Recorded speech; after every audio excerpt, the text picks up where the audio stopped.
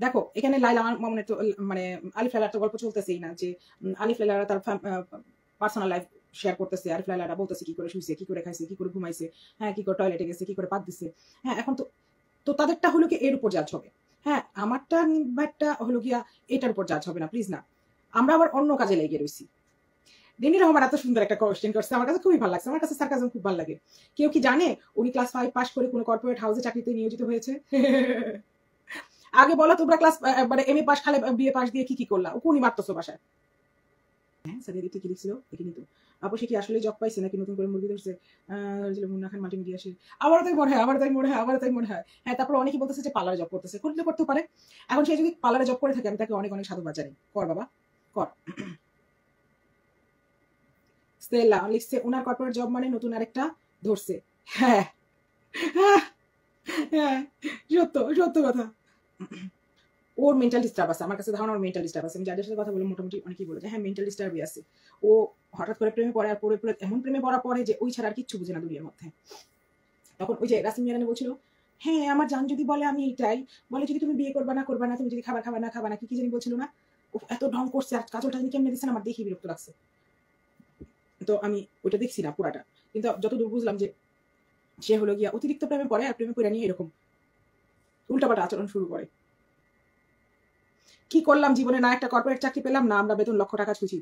Same on you Ninni Rahman, same on you. আমিও তাই বলছি, আমি কাকে জানি বলছি ওই কথা যে লজ্জা তোমাদের, তোমরা ঘরে বসে উকুন মারো, মাথার উকুন মারো, কিচ্ছু করতে পারলে না, একটা কর্পোরেট জব তোমাদের হইলো না, এটা একটা কথা? উকুন মারো। আমরা এখানে যতজন আছি সবাই এক সিরিয়ালে বসি, সবাই সবার মাথায় বিলি মারি আর উকুন মারি, আমরা কোনো কাজেরই না। আমরা সোশ্যাল মিডিয়াতে আসতেছি, আমি আসতেছি বা নিবিড় ভাই আসতেছে। হ্যাঁ এখন এই মহিলা সংক্রান্ত যত জনই আসছে না কেন, হ্যাঁ আমি আর নিবিড় ভাই ছাড়া কিন্তু কেউ অ্যাকচুয়ালি এই মেয়ের সাথে কানেক্টেড না, অ্যাকচুয়ালি না। তো আমি আর নিবিড় ভাই যত যাই করি না কেন, আমরা কিন্তু এখান থেকে আর বেরোতে পারবো না, আমরা বেরোতে পারবো না। আমিও না সেও না। সে যত জীবনে যতই আগায় যাক না কেন এই জিনিসটা তার গায়ে থাকবে। বাকি মানুষ যারা আছে এগুলা যারা আসতেছে বা এটা নিয়ে কথা বলতেছে, অ্যাকচুয়ালি তুমি দেখো অনেক পেজে এগুলো নিয়ে ট্রোল হচ্ছে, অনেক পেজে দেখতেছি আমার স্ট্যাটাস নিয়ে, আমার ছবি সহ আমার স্ট্যাটাস নিয়ে, হ্যাঁ সুন্দর করে তুলে দিচ্ছে, মানে রিল টিল বানায় ফেলতেছে, আবার রিলগুলো ভাইরালও হচ্ছে। হ্যাঁ তো এরা হয়েছে কি, এরা যাদেরটা আসবে সামনে তাদেরটাই দিবে। আর এটাকেই বলে ভিউ ব্যবসা, এটাকেই বলে ভাইরাল হওয়ার চেষ্টা, ঠিক আছে? এখন আমরা ভাইরাল হই না হই আমরা আটকে গেছি, আমাদের কোনো অন্যদিকে যাওয়ার রাস্তা নাই, আমার নিবিড় ভাই কোনো মতেই নাই।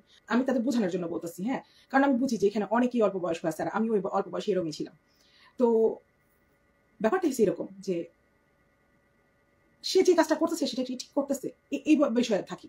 হ্যাঁ আমি 10টা বিয়ে করি, সে 10টা বিয়ে করুক, আমি 10টা প্রেম করি, সে 10টা প্রেম করুক, কিছু আসে যায় না। হ্যাঁ যখন আমার ক্যারেক্টারের উপর তোমরা জাজ করতে যাবা তখন একটা বিষয়, কিন্তু সে যে কাজটা করছে সেই কাজটা মিথ্যা হয়ে যাবে না, আমি যে প্রমাণটা দিচ্ছি সেই প্রমাণটা কখনো মিথ্যা হয়ে যাবে না, কখনো না। তোমরা বলো, এখানে তো 70 জনের উপরে দেখতেছে, বলো। হ্যাঁ এখন যদি সে যদি ক্যারেক্টারলেস হয় বা আমি যদি ক্যারেক্টারলেস হই, তাতে কি আমাদের দেওয়া প্রমাণগুলো বা আমাদের করা কাজগুলো কি মিথ্যা হয়ে যাবে? বলো।